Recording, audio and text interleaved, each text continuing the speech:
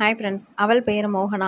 அந்த பிரபல கோயிலின் திருக்குளத்தில் இறங்கி கை கால்களை அலம்பிய பின் தங்கள் தலையில் தண்ணீர் தெளித்து கொண்டு படிகள் ஏறும்போது 2 அல்லது 2.5 வயது இருக்கும் ஒரு அழகிய ஆண் குழந்தை வேக வேகமாக படிக்கட்டுகளில் இறங்கியது. அது இறங்கிய வேகமும் துள்ளலும் கண் சிமிட்டும் நேரத்தில் குளத்தில் விழுந்திருக்கும். நல்ல வேளை, மோகன் ராதா இருவரும் அந்த குழந்தையை தூக்கி கொள்ள அந்த குழந்தையின் அம்மா ஓடி வந்து குழந்தையை வாரி எடுத்து உச்சி முகர்ந்து முத்தமிட்டு அழுது கொண்டே ரொம்ப நன்றிக்கா என்றாள். ஆமாம், நீ நம்ம பூஞ்சோல கிராமத்தில் மேலத்திரு மோகனா தானே? இப்படி ராதா சட்டென கேட்கவும், ஆமாம் அக்கா, ஆனால் நீங்கள் யாருன்னு தெரியல. நான் உன் அக்கா காஞ்சனாவோட கிளாஸ்மேட், இந்த ஊரில் தான் இருக்கோம். ஆமாம், நீ எங்கே இப்படி? இது யார் குழந்தை? இது என் குழந்தை தான் அக்கா. என்னது, உன் குழந்தையா? கழுத்தில் தாலி இல்லை, காலில் மெட்டில் இல்லை? சட்டென இந்த கேள்வியை ராதா கேட்டதும் அதிர்ச்சியானாள் மோகனா. பின் சுதாகரித்து, 5 வருஷம் முன்பு நீங்கள் கல்யாணமாகி போன பிறகு 3 வருஷம் முன்பு கம்ப்யூட்டர் கிளாஸில் ஒருத்தனிடம் பழகி இப்படியாச்சு. கர்ப்பம்னு தெரிஞ்சதும் ஊரை விட்டு போயிட்டான். இப்போ எங்கே இருக்கான்னு தெரியலை. அவங்க அப்பா அம்மாவும் எங்கன்னு தெரியலை. தேடி தேடி அலைந்தது தான் பலன். எங்கள் குடும்பத்திலும் என்னை ஏற்றுக்கலை. இந்த ஊருக்கு வந்து தையல் கடை வச்சுக்கிட்டு ஒற்றை பெற்றோராக பிழைப்பு நடத்துகிறேன். மிகவும் சிரமமான நிலைமை. ஆண்களின் கழுகு பார்வை தொல்லை வேறு. நான் தங்கியிருக்கிற வீட்டுக்காரம்மா இலகிய மனசு, நிறையவே உதவியாக இருக்காங்க. நான் தையல் வேலையில் இருக்கிறப்ப அவங்க குழந்தைய பார்த்துப்பாங்க. மனசு சரியில்லாத போது இப்படி கோயில் வருவேங்க்கா. அர்ச்சனை சாமான் வாங்கி திரும்ப வர்றதுக்குள்ளார ஓடி வந்துட்டான். ரொம்ப வாளுக்கா. ராதாவை பார்த்ததும் அம்மா அம்மா என்று மழலையில் ராதாவிடம் தாவியது குழந்தை. தாய்மை உணர்ச்சி பெருக்கில் ராதாவும் தவித்தாள். சரி சரி, நீ கவலைப்படாத. இந்தா என் ஃபோன் நம்பர், உன் ஃபோனில் சேவ் பண்ணிக்கோ. நாளைக்கு என்னை வந்து பாரு, என்னாலான உதவி செய்கிறேன், முகவரியை சொன்னாள் ராதா. பூஞ்சோலை கிராமத்திலிருந்து வாக்கப்பட்டவள் தான் இந்த ராதா. இந்த ஊரில் உயர்நிலைப்பள்ளியில் ஒரு பட்டதாரி ஆசிரியை. அவள் கணவனும் ஒரு பட்டதாரி ஆசிரியர். செல்வம் இருந்தும் சுத்து இருந்தும் கல்யாணமாகி மழலை செல்வம் இந்த 5 வருஷத்துல ஏற்படவில்லை. மருத்துவர் அவனுக்கு ஆண்மை இல்லாதவன் என்ற சோதனையில் சொன்னபோது நொறுங்கி போனான். அதே சமயம் ராதாவுக்கும் கர்ப்பப்பை மிகவும் வீக்காக இருக்கு, உங்கள் இருவருக்கும் குழந்தை பேர வாய்ப்பில்லை என்றதும் ஒடுங்கி போனார்கள். தத்தி எடுத்து குழந்தை வளர்ப்பது தான் ஒரே தீர்வு என்று மருத்துவர் சொன்னதும் அதற்குண்டான வழிகள் எதுவும் சரியில்லாமல் போனது. வீடு திரும்பிய ராதாவுக்கு குழந்தை நினைவாகவே இருந்தது. ஏங்க, இப்படி செஞ்சா எப்படி இருக்கும்? இதை பாரு ராதா, நீ என்ன நினைக்கிற என்று எனக்கு தெரியும். ஆனால் அந்த பொண்ணுக்கு அந்த குழந்தை தான் உசுறு, உலகம். நீ நினைப்பது நடக்குமான்னு தெரியல, இருந்தாலும் முயற்சி பண்ணுவோம். அந்த வார ஞாயிறு அன்று தன் பெற்றோர்களையும் மோகனாவின் பெற்றோர்களையும் தன் வீட்டுக்கு வர வைத்திருந்தாள் ராதா.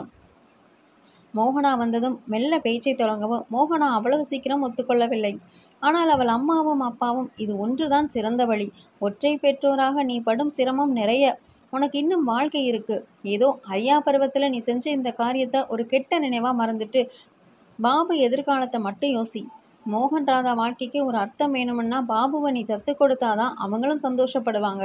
அப்பதான் எங்கள் பேச்சை கேட்கல. இப்போ உன் நன்மைக்கும் குழந்தையின் எதிர்காலத்துக்கும் இதுதான் நல்ல முடிவு என்றனர்.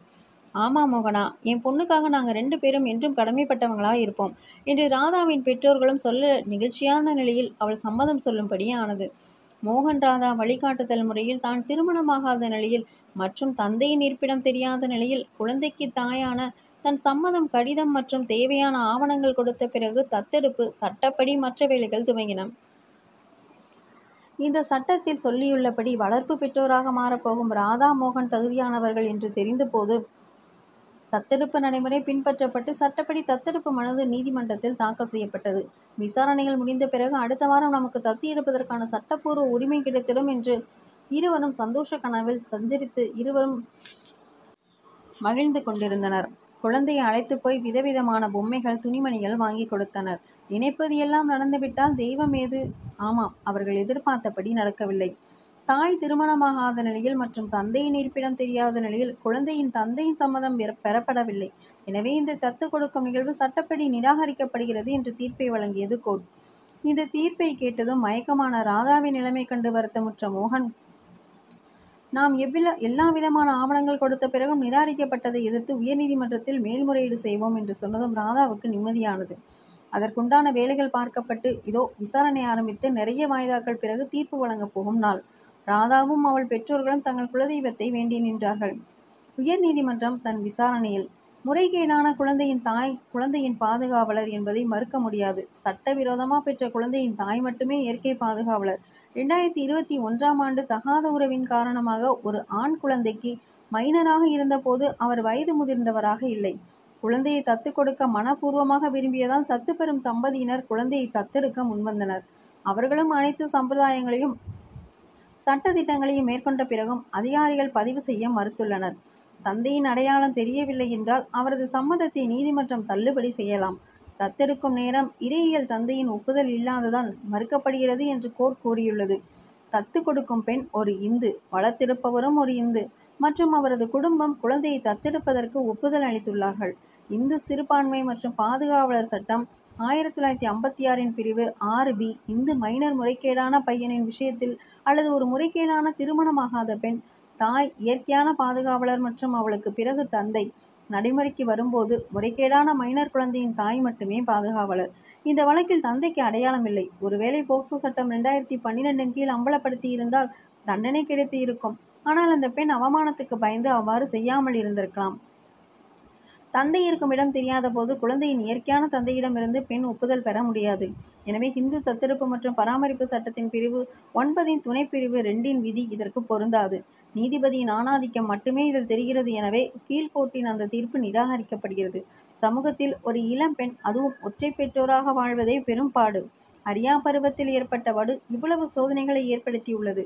தன் குழந்தையின் எதிர்காலத்தை கருத்தில் கொண்டு அந்த பெண் தத்து கொடுக்க முன்வந்ததை பாராட்டி இந்த மன்றம் ராதா மோகன் தம்பதிகளுக்கு தத்து கொடுக்கலாம் என்று தீர்ப்பு வழங்குகிறது.